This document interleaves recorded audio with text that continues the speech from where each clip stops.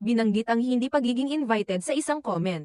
Si Jean Padilla, isang kilalang komedyante at aktor, ay kamakailan lamang naging tampok sa social media matapos magkomento sa isang live video na nagpapakita ng sitwasyon ng trapiko sa iba't ibang lugar.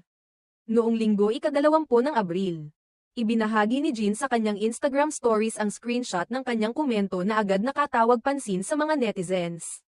Sa kanyang komento, nagtanong si Jean, pauwi na po ba lahat ng sumama sa outing na hindi naman invited? Ang pahayag na ito ay tila isang biro na may halong puna, na tumutukoy sa mga taong sama-sama sa mga lakad o pagtitipon ng hindi inanyayahan.